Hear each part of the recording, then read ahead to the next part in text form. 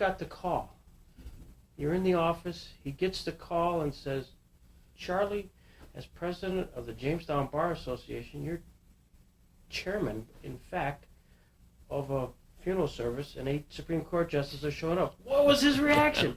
I'd panic. Well, I don't know. I don't remember that. I mean, that's a big deal. Yeah, I'll say. Yeah. And you went to the service?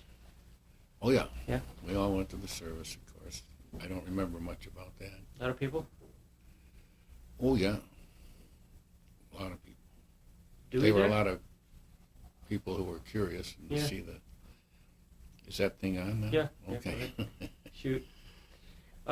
Then after the service, did you go to the cemetery? You remember that? I don't remember that. Yeah. I don't remember quite. Of course, the service was in the morning, say at 11 or something Yeah. like that, I guess. And from there, I just remember going to Moonbrook. I suppose the cortege or whatever went to the cemetery, but Yeah. I've forgotten that part. So you went to Moonbrook. Did they have kind of a greeting line? All the justices didn't get there at the same time as I recall. But I think everyone had the opportunity, that is the bar, Right. local bar, to meet all the justices. Mm-hmm. And there was a cocktail hour. Mm-hmm.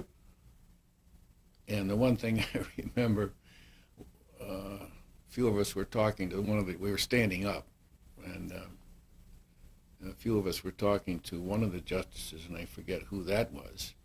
And one of us noticed that his glass was empty, Mm-hmm. and asked him if he'd like to have another cocktail.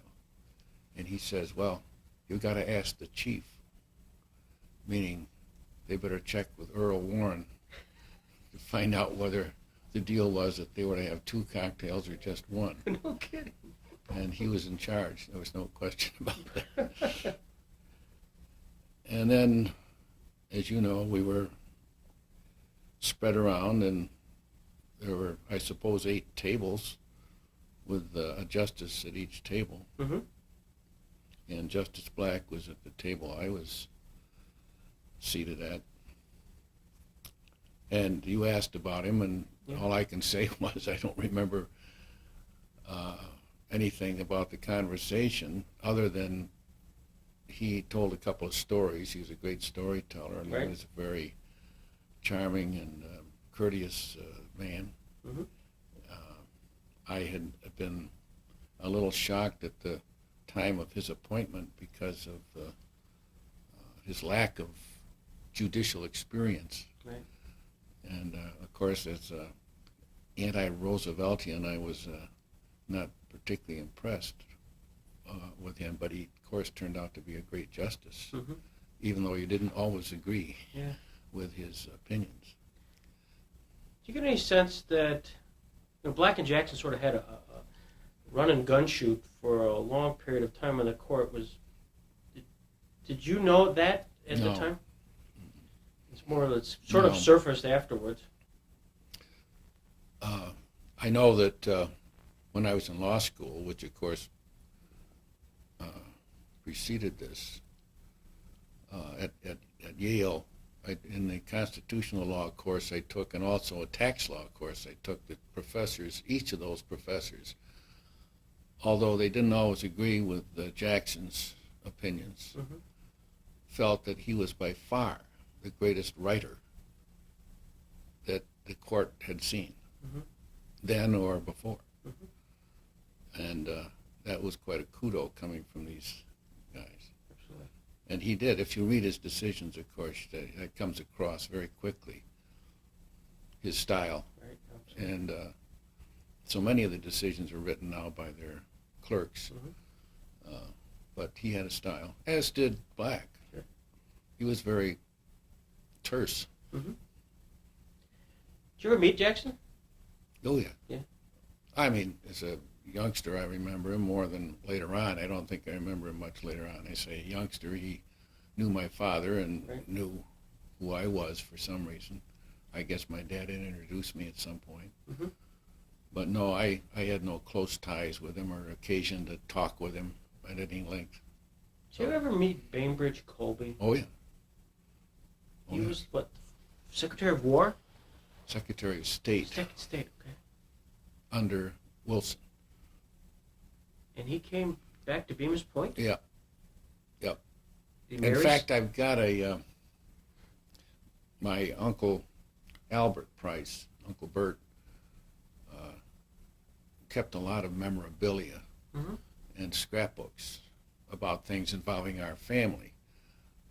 And there was one item I happened to notice the other day as I was leafing through some of that stuff, that the Alpha Zeta fraternity, I believe it was the occasion, was having a, I don't know, father-son dinner or some kind, and Bainbridge Colby was the speaker. I'll be darned. And I remember that I was assigned to pick him up and take him home. And so he was a charming guy also. What brought him to Bemis Point, New York? I don't remember. Yeah. He had a house there outside of Bemis, and it was a nice, attractive place. But he looked the part. Did he? If you've ever seen a I've picture of never him. seen a picture, no. Distinguished-looking man. Yeah. But he wasn't there long, of course, as Secretary of State. And just what occasioned his appointment and what has happened prior to that occasioned that, I don't know. As I understand it, when Woodrow Wilson was ill, right after the Versailles Conference, and he did that trip through the country, and he got ill, he had a stroke or something of difficult proportions, the cabinet had to deal with the issue of what do you do with a disabled president. Mm-hmm. And it was Bainbridge Colby's predecessor who advanced the idea that the cabinet would declare. Oh, is that right? I didn't know that. And of course the cabinet, and Mhm. Mrs. Wilson Oh, yeah, she was making, yeah. was making decisions, and all of a sudden out went the predecessor, whose name I can't remember, and entered Bainbridge Colby. So for that last Oh, that years. was it. Okay. It's interesting. Your dad being a lawyer, were you destined to be a lawyer? Not necessarily, no. Yeah. Matter of fact, coming out of high school, I didn't know what I wanted to be. Mm-hmm. In fact, coming out of college, I didn't know what I wanted to be. Of course, the war interrupted that some, and that I never did have a graduation exercise. I graduated a little early because they sped things up. Right. But my closest friend in the service was a lawyer, graduate of Yale Law School, and I think a lot because of his influence pointed me in that direction. Yeah. I thought very highly of him. He later became general counsel and the vice president of Diamond Shamrock Corporation out of Cleveland. Wonderful guy. What was his name? John Wilson. Okay. My dad somehow ended up with relatives who were all in the Diamond Shamrock. Oh, is that really? Fireman, Yeah. And it's sort of strange. We were very close during the war, and yet we were only a few miles apart after the war and never made contact until he finally wrote me a letter just a few years ago, and he came to Chautauqua, and we met then, and we visited him and his place in the South at Hilton Head. But then he died a couple years ago. Wonderful man. Your dad, you, and Sammy now, all been involved in Chautauqua for seemingly ever. How'd you guys get initially involved?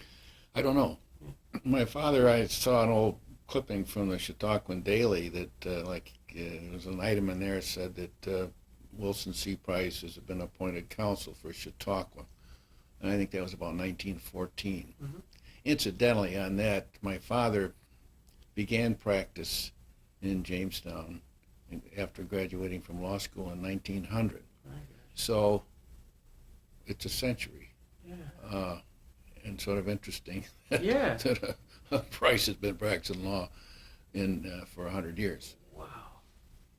And I assume it'll go a little longer. Yeah. You can put out a commemorative. Well, I wonder. I talked to Sammy about that. I don't know. I'm not big on that kind of thing. Do you have archives, family archives that go back to that time period? Oh, yes. Yeah. Mm-hmm. In fact, we got letters from my dad when he was in law school. He kept a little journal for a while, just like everyone else. Sure. He didn't keep it up all the time. Yeah. And pictures of him at Stanford and at Harvard. And you see, he went to Stanford for a couple of reasons. One was there was no tuition. It was tuition free in those days. And secondly, as far as travel was concerned, they had no trouble getting tickets on the trains because the local congressman would have a bushel basket full of these tickets for passenger travel, because passenger travel meant nothing to them financially, to the railroads. It was all freight. Right. And so he could get out there and back relatively free. And it was sort of interesting. There were three people from Chautauqua, or this area really, that went out there at that time. One was Edward J. Green, who later became a lawyer in town and had sort of a sad end to his career. Really? And Francis Lake. And then there was a guy from Erie by the name of Pitt Gifford, of Gifford, Graham, McDonald, and Illig firm there. And he was out there, a good friend of my dad's. So it was sort of interesting to have these guys from this area go all the way to Stanford. And it had just been started, really, in like 1892 or something like that. So, What brought it back to Jamestown? well, I don't know. Family had always been here. Yeah. Family came here about 1840 and hasn't moved much. We're not very adventurous, I guess.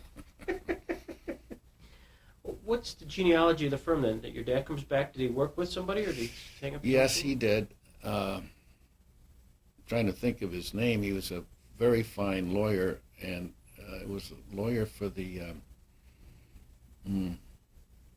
state agency, but a highly regarded man, Frank Stevens. And he was fortunate to go in with him because he had such a fine reputation throughout the state. He was a fine lawyer. And then Dad practiced alone for several years, although people like Mike Lombardo and Willard Cass Sr. and Russell Rogerson all sort of prepped in his firm. And then Walter Miller, and then of course stayed on. Yeah. So, and then when Charlie and I finished law school, we both came back. I saw your dad, various pictures here in the bank building, sometimes with a patch on his eye and sometimes without.